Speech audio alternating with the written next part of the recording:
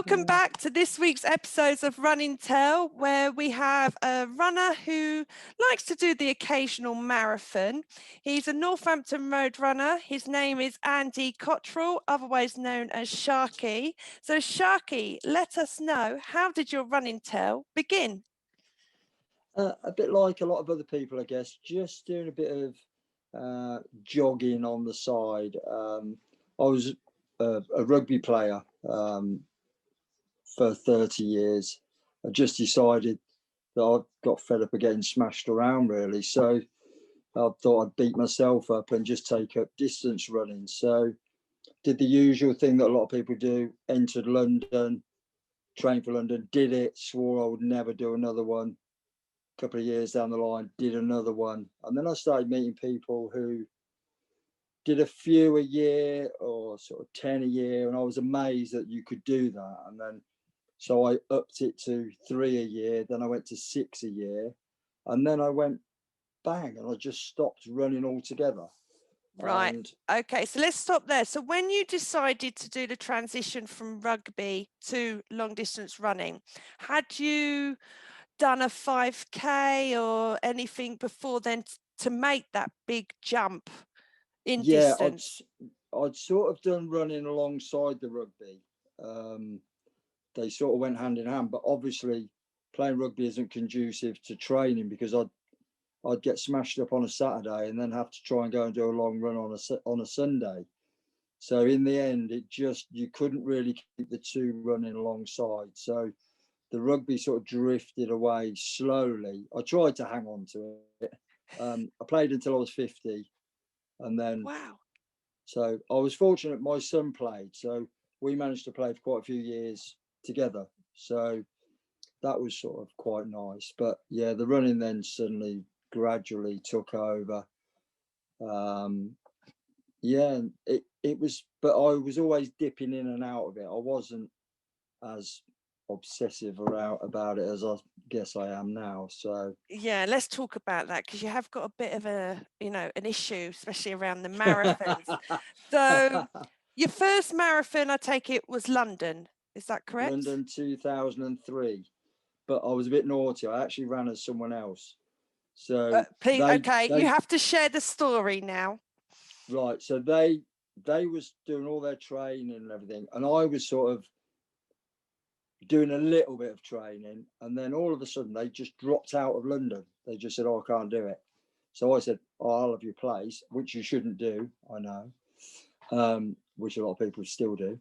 And yeah, I took his place. I ran it, but it's a bit of a bittersweet experience, because you do it and you can't look back at it, because there's no record of it. It's still his name on the record books. So for the purposes of the 100 Club, I couldn't count it. Although I'd run it, it wasn't my marathon. So I've got the medal, but that's it, really. So let's talk about the first experience. This was your first marathon, thousands of people lining the streets. How did you feel at the beginning of the start line? Obviously, you've done your training. Let's go back to the question, really. What was the maximum mileage you did before that first marathon? Because I wasn't expecting to do it, I think I only did about 16 miles was the longest I'd run. So clearly not enough. And I did that thing that a lot of people do. I ran off like an excited puppy with everyone else. And by miles sort of, as I remember, 17, 18, I was pretty much, the wheels had pretty much come off. And it was quite a horrible experience getting to the finish. But that's, and I always said I would never do another one because it was that bad. But, I think so many people go through it. But once I'd finished and in the cold light of day, then obviously I wanted to do it again. So how soon was the next marathon after that? 2 years, London again. So London again, 2005. And I actually got in on the ballot that time. And then it was a 5-year gap to the next one. So yeah, I was really sort of dipping in, but I used to work at the prison in Milton Keynes. So I ran with a lot of fit guys who sort of dragged me along, and I just discovered my love for running again. They sort of, I mean, we used to do runs to the point where you would be ill at the end of it. So they were really quite, yeah, they used to What just was that, a beast you. case of you was pushing yourself too hard, or was the Well, distance just too long? we were just doing, so we had an hour's lunch. So the trick was get out, get changed. And we always used to try and do a minimum of 4 miles and get back, get changed again, and get back into work. So that 4 miles had to be done pretty much in half an hour. Yeah. So for someone like me, who's not really natural runner, I really had to push. And then once you'd done that, then the next time out, they'd push you again. So those guys did get me quite fit and really sort of wanting to improve all the time. So does it, is Now mental health, is mental health a big issue with you with running? So for like me, yeah, because you know, you must have noticed it in the first 2 years when you did the first marathon, then you had a 2-year break, then you did another one, then you had a 5-year break. Did you notice mentally, because you wasn't running, or did you have another exercise to take that well, place? luckily with that break, I was still playing rugby at that point. Ah, okay. So I still had a focus as such. And I've dipped in and out of other interests, a bit of fishing and a bit of this and a bit of that. So I did have stuff sort of going on. But I used to do a lot of lone running as well. That was the thing. I didn't belong to a club. I used to run with the guys at work, but obviously we couldn't always run together because of shifts and things. So yeah, I did a lot of running on my own, and I quite enjoyed that at that time. But then when I finally got to, I think 2012, I just had enough of it, and I stopped. So Only really, the Olympics in that year didn't give you the... no, not really. I was doing little bits and bobs, but then I went for a walk around Pitts Reservoir on New Year's Day, and I saw the Northampton Road Runners doing their annual get together, and I just thought, no, that looks like fun. And yeah, I just went along, and the rest is history, as they say. So yeah, and I discovered that I did actually enjoy running with people more than running on my own. So how many marathons had you done at this point before you joined NRR? 13. So from the second marathon, you had a 5-year break. Yeah. And then then I so that did. took you to 2008. So what happened from then to 2012 before you joined? So I did 2003, 2005. Then in 2010, I did 3 marathons. 2011, I did 6. And 2012, I did 2. So it actually took me to, I think, my maths is rubbish. Yeah, 13. So midway through 2012, I just sort of, I think it was Milton Keynes marathon I did, and I just sort of, I don't know, it just something went off in my head, and I just got fed up with it and just rein it all back and sort of almost gave up, really. So going back to, you had the 5-year break after your second one, and then all of a sudden think, oh God, to make up for it, I'll just do 3 in 1 year, as you do. First of all, what 3 marathons did you do in? I did London again. Okay. Oh, you've got me thinking now. 2010. I did Snowdonia, and I think I might have done the Wales Marathon. I can't. They all pale into. I haven't bought my book down. The listeners will find out where we're going here with your marathons, but I think they've got an inkling where we're going with this. So you did your 3, and then after that you did a few more.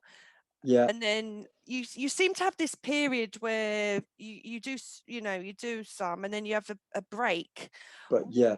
What is it? Is it, do you think you just do too much and your body's like, I've had enough? Or is it the actual, your mojo just goes so much I where you, just think I hadn't met the right people to get me into the mindset of doing a lot, if that makes sense. So you're I joking, was you've done doing, 13 marathons up to this point by yourself. yeah. So, but I hadn't met any of the crazy 100 club lot. Okay. So I always thought if you did one every sort of 3 months, that was quite good. You know, when those guys that are doing, you know, 2 or 3 in a weekend. So I hadn't been, I didn't even realise those guys existed at that point. So I wish I had, because I think at that point I would have Carried on. carried on, and obviously I'd have been a bit younger, so I might have enjoyed it a little bit more. I might have been a bit kinder on the body, if you like. So, So you joined but NRR, and yeah, what made you tick when you was running with them to think, hang on, I want to pick up marathons again? I think again, I was lucky. I ended up running with a guy called Eamon Kennedy, um, and he hadn't. I don't think he'd done a marathon at that point, but he got into London for the following year. So I started training with him and a lady called Caroline Powell. She got into London as well. So what I did, I booked Milton Keynes, because I obviously didn't get into London. So I thought I won't waste the training. I'll do Milton Keynes. Then, as the story goes, as we about 2 weeks before London, again a bit naughty, somebody I know dropped out. So I went and I ran London anyway. Wasn't very happy with my time, but I'd still got Milton Keynes booked. So I thought I'll do Milton Keynes, which is sort of 2 weeks later. So a little bomb went off in my head, and I thought, if I've done one in April and I've done one in May, why don't I try and do one a month for 12 months? So I had a little bet with a few people that I could do it. Again, not even realizing that there were people that did, you know, ridiculous amounts. I was still thinking that was quite a lot. Oh, right. And Okay. but then obviously I became exposed, because I was going to different marathons. I became exposed to guys who had done a lot. Suddenly, if you sort of go for it, you can do it. If you've got the drive. You say that, there are people, other runners that you've seen that gave you the inspiration. Who really stood out to you from? Two guys, one called Paul Barton. He runs for Hampton and Flitwick Flyers. I knew Paul through a mutual friend. And at the point I met him, I think he was already on. I think he was up around 200 marathons. So he, you know, and he's not the most athletic looking guy, and I thought, I can probably get to that point. If I push and train, I could probably get to doing what he's doing. And then there's a guy called Nick Cockburn. He lives Wolverhampton way. I bumped into him at the Robin Hood Marathon, and I was suffering a little bit, and he sort of sidled up alongside me, started chatting. At that point, I was on about 15 or 16 marathons, I think, and he was on 30 odd. And he said, "Oh yeah, I'm going to join the 100 Marathon Club." And I'm like, "What's the 100 Marathon Club?" And we sort of got into it. And I went, "Nah, not for me. Wouldn't be interested in that." And he said, "Look, I'll give you a list of my races that I'm doing,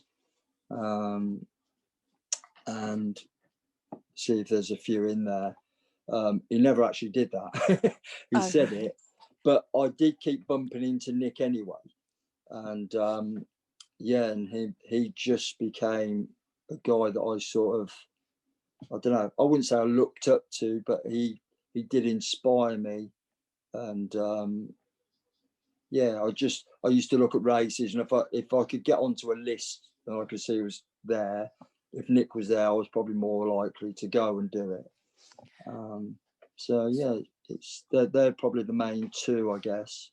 So did you get to do that one a month for a year? Yes, I managed to do 15 in that year actually. And again, I had no aspirations. I didn't really know where my end Goal was. it sort of got, oh, I might as well try and get to 50. As you do. Why not? But it just seemed that I was doing it a lot slower than a lot of people around me. So it gets quite frustrating. And obviously, you've got the sort of time implication, the financial implication. It doesn't I seem was like gonna a lot, but touch if you're on that. paying, I was gonna touch on that because yeah, I don't know if the prices that you pay now for marathons to what you was paying back yeah, then, is there a big difference? yeah. I think What are we I paid, talking? in my memory, I think I did a race at Enigma in 2012 at Milton Keynes.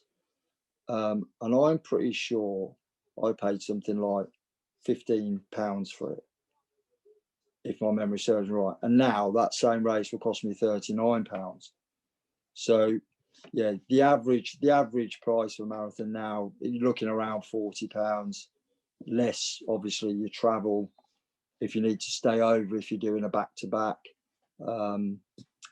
Yeah, it does become an implication. Obviously, time as well. Trying to fit everything in, keep So family life how, ticking yeah, along. I was going to ask that, like, even, most people when they're training just for one marathon, especially, over the winter Mm, months for the spring marathon, or just any marathon, if you do an autumn or whatever, the time it takes for training and the amount of time it takes you out from the family life and other commitments. yeah, When you was doing one a month, you hardly home, you know. no, it's the opposite effect really, because you might be away at weekends, but you don't really train much in the week. So I was going to the club on a Wednesday, and that was sort of almost a recovery run, really, and then just little prep ready for the following weekend, especially if it was a Saturday and a Sunday. So yeah, it's sort of almost a lazy way of doing it. It makes you almost lazy in that as your week's running, So I know it sounds a bit odd. So you're it sounds confirming to me there that you don't do intervals and hill training. Is that correct? Not really, no, not as much as I should. Sharky, Again, back in the Sharky. day, I know I don't do any real cross training. I just do a lot of lazy miles, really. And do you get injured? Well, you saw me come to your hill session. Um, touch wood. I've been quite lucky. I went through a stage as I was approaching the 100. I had a real weird pain, sort of at the bottom of my calf, but I just used to tape the life out of it, and luckily it all held together. But I used to get ill more than injured. I used to suffer with a lot of chest infections and stuff. So I think Oh from wow. doing all that running, it just brought the immune system down. It's quite a common thing with a lot of marathon runners. You'll see a lot of them that sort of quite privy to coughs and colds and say Yeah. chest infections, etc. So it just sort of goes with the territory, really. Yeah. You're talking to someone that did that But challenge of running every day for a month and then ended up getting shingles. wow, I blimey, did. it's amazing, isn't it? That it can. I'd never had the flu, and then I had flu 2 years running, weirdly, and yeah, touch wood again. I haven't had it since, but again, I think it was just that my system come down so low that once it got me, it really got me. So, So do but injury wise, yeah, you watch what you eat? Do you take extra supplements? no, I'm terrible. No, I'm the world's worst. I love curry, so um, I yeah, I I'm not. That's why I don't really advise many people on their running. They'll ask me for advice, And you're like, I'm the I can world's try and worst. point you in the right direction. Yeah, I can try and point you in the right direction, but what's right for you? What's right for me might not be right for you. So you have to sort of do your own little thing. And, even hill running, you'll speak to some people and they'll say, oh yeah, run up the hill as fast as you can and get to the top and then recover. Whereas on the opposite, I do that where you try and use same effort to get up the hill. So by the time you get to the top, you're half recovered anyway. So we all have different outlooks on how we do things. But again, I don't sort of class myself as an athlete really, because I'm sort of, I don't know, if you look at somebody like Bill Adams and people like them, that they're just out and out athletes that still keep a job going, but still crank out absolutely amazing marathon times and just, I don't know. What's Just your average? dedicate themselves. What's your average marathon time? Now Like it's sort from of, your early days to like now? yeah, dropped a lot. When I first started, I was around 4.5 hour mark, sort of the average for most people starting off. And then I became obsessed with going under 4 hours.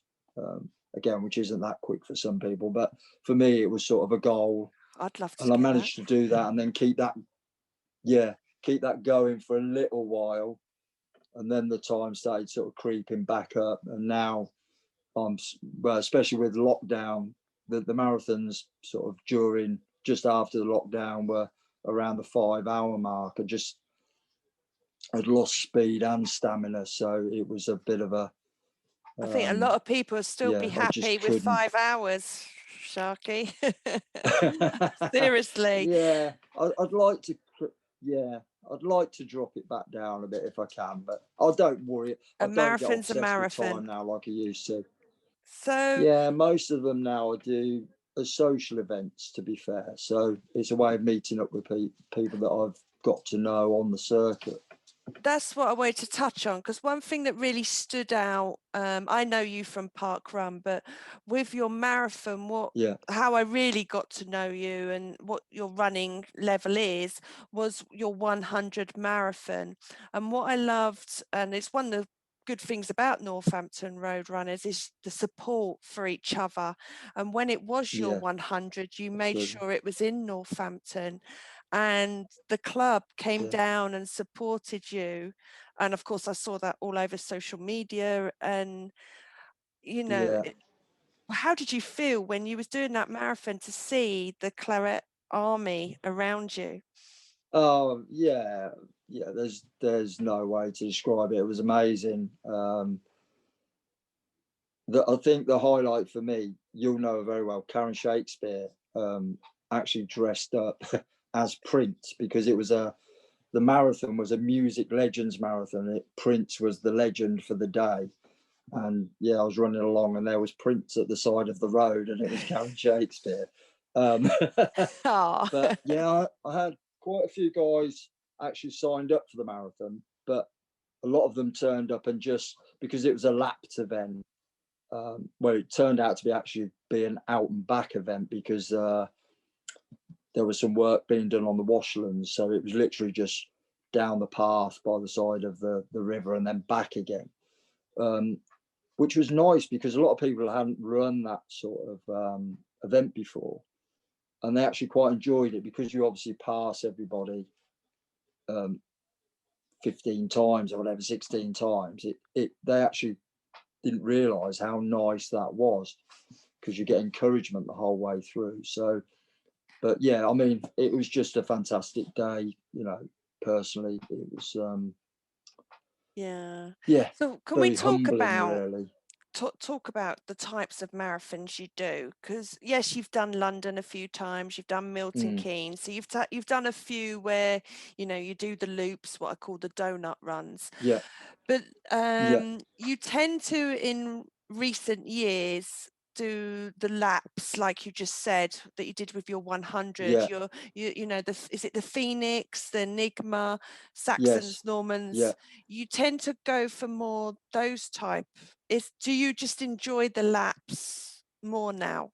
If there was a trail run on, usually Long Distance Walkers Association type event, if it was a choice between doing one of those and doing a lapped event, I would go for the trail event. Okay. Generally, just more interesting, a lot more relaxed. The lap stuff really is more about number crunching. It's just they're easily accessible. Yeah, you can just really Grab something build your to eat numbers on up the way very round. quickly. Yeah, absolutely. Yeah, and they're just convenient, really. I guess is how you'd put it. You can go and do most of them. If they put one on, they'll put two or three on. So you can go and do a weekend, get two out of the way with sort of no bother without having to do excess traveling in between. So, I mean, I've done so many Phoenix ones now. I do actually hate that bit of towpath by the Thames. I was going to So say, can you let our listeners know that haven't done it? And I know I haven't done it, and it's something I would like to do with you. We have talked about it in the past, but yeah, it's something that I'm thinking I want to do it, but I'm dreading like the amount of laps. If you can let our you, listeners, if you can describe it to our listeners. yeah, I think again, I think the actual lap, because it's not laps per se, it's literally out and back. So it's about 1.6 odd miles each way. But the beauty of it is you see everybody, you just see them all the time, and they are a friendly bunch down there. Pretty much everyone, even the leaders, the guys that are galloping along, will say well done. And Rick Verco, who runs Phoenix, really promotes that. It's a little bit different if you do an Enigma event, because that's usually laps of Caldecott Lake. So you might do that and hardly see anyone. The only time you'll see people is when they're overtaking you or you're overtaking someone else, pretty much. I didn't personally. The first Enigma I did was in the middle of winter, and it was really cold. It was horrible, and Yeah. I swore I'd never do another one. But I did. I went back again because I needed the numbers. But now I've got to sort of enjoy them again, and I do sort of slide across there occasionally and do a few. But yeah, it's a different mindset. I think it promotes running better than some of the A to B events where you, like I say, you might be out for 26 miles and not see another soul. So Yeah. um, You like the we took social a side, it sounds like. You yeah, do it more for the we took a social. coach load down from Northampton Road Runners to do one of Rick's. And I think on the day there were about 18 people who'd never done a marathon actually managed to do marathon distance that day, which was really nice. So yeah, I think you'll find people who like to do maybe two or three of them spread over a bit of time, but not necessarily want to keep doing them. They are a little bit monotonous, shall we say, at times, and sometimes they're horrible. You know, but it's all about the number. Once you get to the point where you're chasing a target, you don't really think about the race. You just and I guess that's the point. People say to me, "Oh, why do you do it if you're not really enjoying it?" And yeah, sometimes you don't enjoy it. You're just looking at the goal ahead of you. It's sort of, you just hope there's somebody there that you get on with and you can perhaps sort of crank a few miles out with a bit of a laugh and stuff, sort of take the pain away a little bit. But So you never stopped at 100. no, So what are you on at the moment? officially 163. So unofficially 165 because I've got those two Londons that I can't count. So yeah, so 37 to go. I'm going to try and get to 200, and then I won't stop, but I don't think I'm going to go for 300. Is sort of the magic number, because that gets you onto the world listings. Oh, right. So Okay. there's it's done by a guy in Japan, I believe, and it's facilitated in this country by Foxy Bailey, who runs Enigma Running at Milton Keynes. He collates you. I think you put all the numbers into him, and then he pings them across to Japan, and you end up on the listing. So I take it you haven't done the majors. Have you done any no, of them apart from London? I haven't really done too many foreign ones. I've only done Prague and Lanzarote a couple of times. So yeah, I haven't really. Again, financial, really. You know, that's sort of the sticking point. It's just affording to do them all. If I could, I would. Yeah. But yeah, being realistic. Even just chasing the 100 sort of melted my credit card, to be honest. Because yeah. So how many, especially to get to that 100, how many did you do? You know, now you've got the 10 in 10. You were talking about before the weekend, you can do a Saturday, Sunday, but now it's a Friday, Saturday, Sunday, or you can do 7 days in a row. What's the most you've done consistently? Yeah, 10 in 10 days. Oh, you have? Okay. Yeah, that was with Rick. So again, that was a real mind over matter, because it was the same. What he does, he starts at Walton-on-Thames. His timed course, he does a 6-hour timed event, which is how most people do their marathons. That's 8 laps, and then if you go the other way down the river, you just do 4 laps, and that's his marathon event. That's his marathon course. So the idea was that you alternated each day, but the problem was the weather we were approaching Easter weekend, and the weather really picked up, and there were just people everywhere. It was just crowded. So we actually ended up doing the marathon route for more days than we did the timed route. Okay. And yeah, it was okay, but it just sort of, the boredom factor was quite hard to overcome, because you were just seeing the same bit of towpath day after day. So, but not that. What toll did it take on your body? Because, you know, after one marathon, it takes a lot to recover. But if you did 10 in 10, how was your body and your immune system after that? I found it really hard to eat, weirdly. Most guys that had done real multis were saying you should sort of try and eat within 20 minutes, just have some to get something down. Personally, I couldn't do it. It just made me feel really nauseous. So I managed to sort of have an evening meal, but breakfast was almost impossible to get down, whether it was nerves or I don't know, which then knocked on to the actual event. For most of them, I felt I had nausea at some point. But physically, my left buttock got really sore. and weirdly, the top of mainly my left one, the top of my left foot, where it starts to come up your leg, just sort of would almost lock. I couldn't really flex my foot up and down. But yeah, that lasted for about a week after I finished, and then it just went away again. So it must have just been some sort of strain injury, I guess. But yeah, other than that, it wasn't too bad. And it got better as time went on. Days 4 and 5 were really bad. I ran day 4, I think, with Karen Shakespeare. She came down to run with me. And yeah, she kept me going because she's Karen, she's mad. that character, you know, just So you've mentioned like Karen and a few of other people. You are an inspiration in Northampton Road Runners.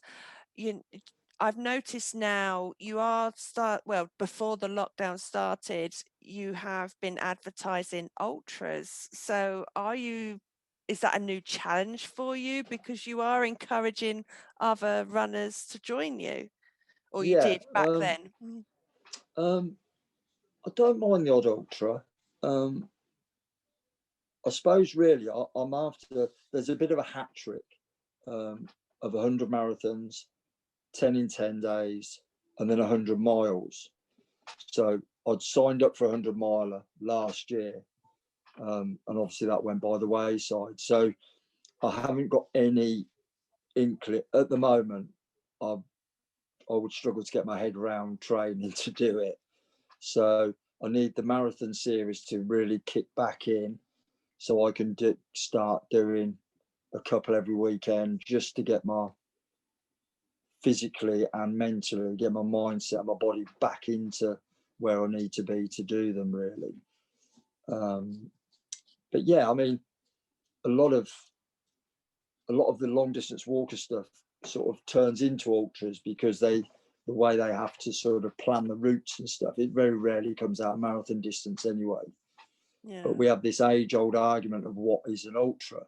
Some people say it's anything over marathon distance, and some people say it doesn't start until you hit 50k. So it's quite difficult to know whether you've run an ultra or not. In some people's eyes you have, and other people's eyes you haven't. So but yeah, 50k for a lot of people seems to be the benchmark of an ultra. So how do you feel being an influencer in the club? Because, you know, you have, you know, encouraged quite a few people that have just done one marathon or to do their first marathon.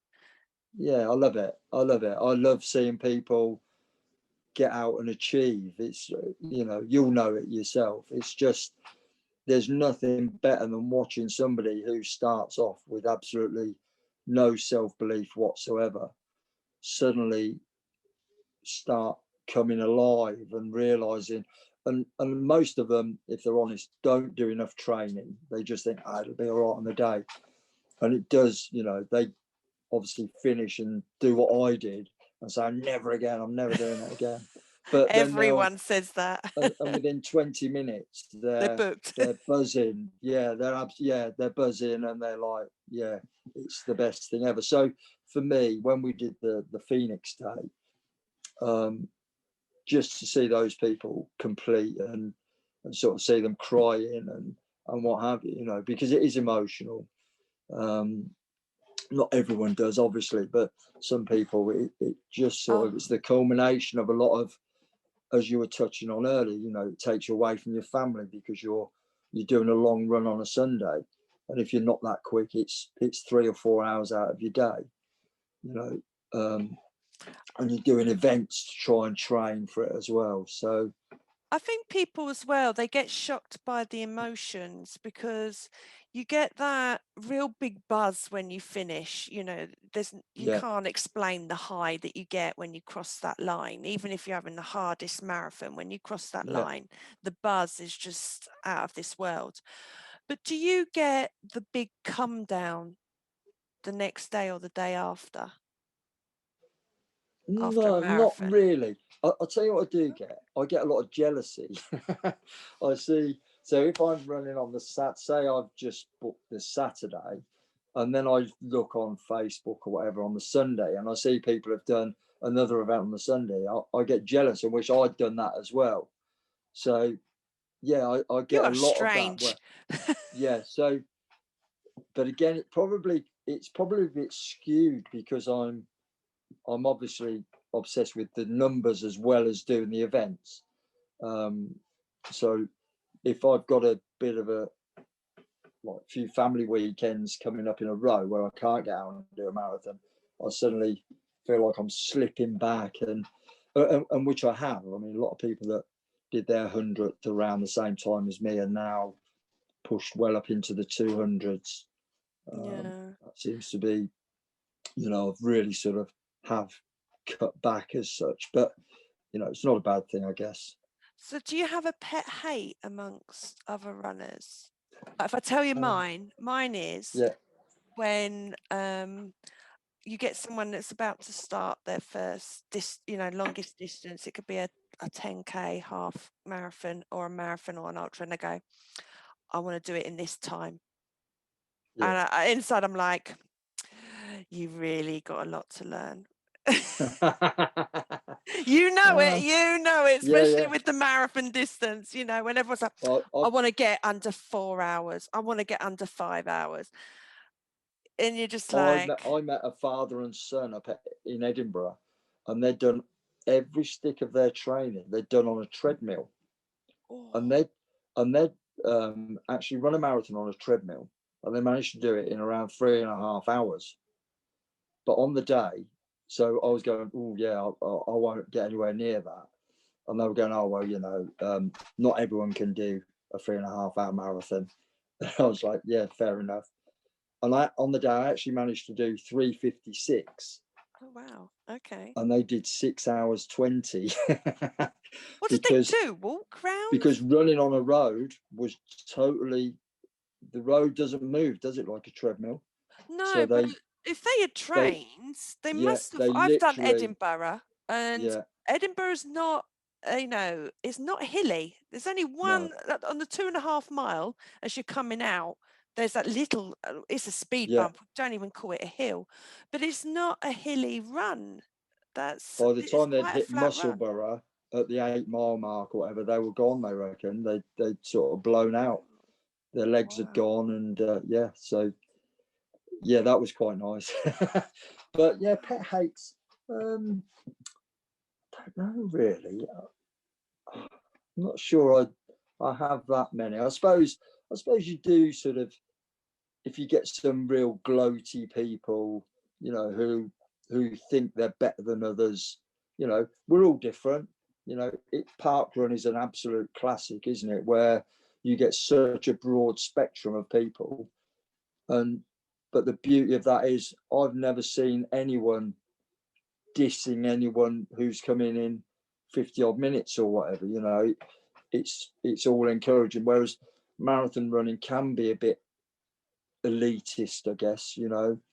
But having said that, most of the 100 club lot don't have that issue. They're not that sanctimonious about it. You'll just get guys who probably do one marathon a year and absolutely fly round, who think that people that take 5 or 6 hours probably shouldn't be on the same course. You get that, but But why do you like I say, think, I don't know if you've noticed it, I know I have in the circles I've been in, and just generally with marathons, there is this thing about time, but yeah, and any race a distance lower than the marathon. yeah, But when it comes to ultras, it's not about time. It's like, wow, you did that distance. It's not straight away, what time did you do it in? Why no, do you that's think right. why do you think there is that difference? I think what you'll find is amongst the speedy ultra boys, they obviously have their targets. They know what they want to achieve, but the expectation from other runners is a lot less, because they're amazed that somebody can actually run 50, 100, 150 miles without worrying about how long it took them, just the fact that they actually managed to run it. Whereas I guess with a marathon now, there's a lot of people that have run a marathon. So rather than go, oh wow, well done for running 26 miles, the onus then comes on, how quick can you do that 26 miles in? I think it's just, again, that sort of, but having said that, I think that's always been there. I think if you decide to run a marathon, you still want to try, most people want to try and run it as fast as they can, even if they've trained and they think, oh, it's going to take me 6 hours, they do want to do it in that 6 hours. There is that thing that's inside us that obviously we want to try and do it the best we can do it. It's very rare that you would set out and just think, oh yeah, I'm just going to do the bare minimum just to get it done. Yeah. Some probably do once they've done a few. You might sort of get like that. It's just about completing rather than completing fast. So Oh, so to round this off then, so anyone that's thinking of starting running, what would you, it's the Horlicks I'm drinking, yeah, listeners. no, Yes, that's all I right. am. This is a Have you late got night Baileys podcast in it? and I'm on Horlicks. Showing my age there. So any runner that's, or anyone that's just thinking of starting running, or we're in a lockdown, we're in January 2021 here, and thinking, hey, I want to go a little bit further, what advice would you give? I'd probably say sign up for a race. It's difficult at the moment with lockdown, but it's like all these people that do couch to 5K, they get to 5K and then I'll say to them, like, what are you going to do now? And they'll go, I'm just going to carry on running. And I'll say, well, how far are you going to run? Oh, 5K. Why? Why stop at 5K? Book a 10K race. Oh, I couldn't run 10K. And I go, well, 12 weeks ago, you didn't think you could run 5K, and you can. So book 10K and then push yourself. Just do your 5K and then just do an extra half a K, and then the next time push it a bit further. But my main bit of advice then is join a club, because what happens is you link up with like-minded people and you all push each other along. But yeah, it's all about setting targets, I guess, is the way to not necessarily even improve, just to keep going along. Sometimes if you haven't really got anything to gain from it, it can be hard to get motivated. It's like most things in life.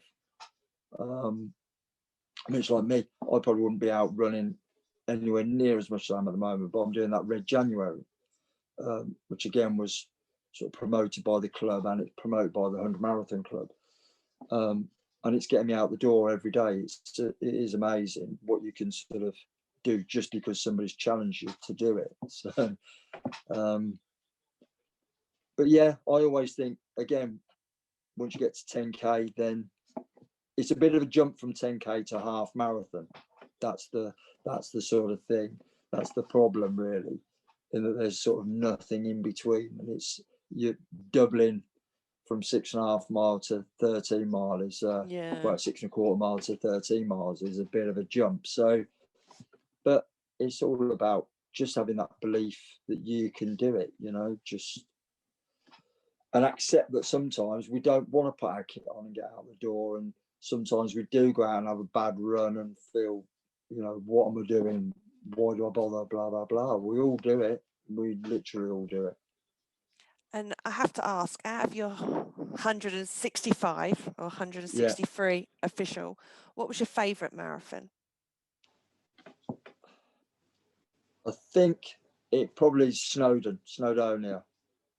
But that's probably now because the first time I ran it, it absolutely did not stop raining. It was the grimmest race.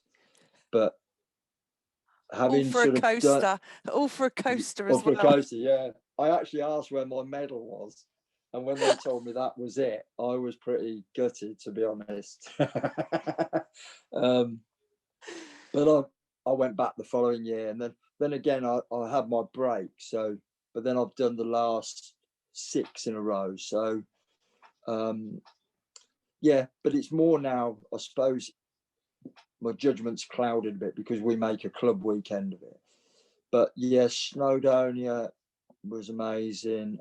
London, obviously, most people I think should, have a go. I know it sort of does your head in trying to actually get into it, but stick with it and try and do it at least once. And the Wales Marathon down in Tenby, that's a beautiful one. I would definitely recommend.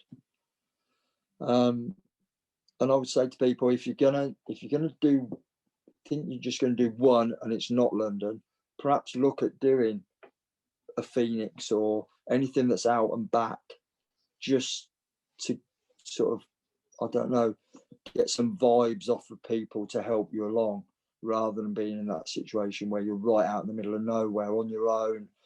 Maybe, see somebody off in the distance or whatever, and it can sort of suck their life out of you a little bit and take the enjoyment away.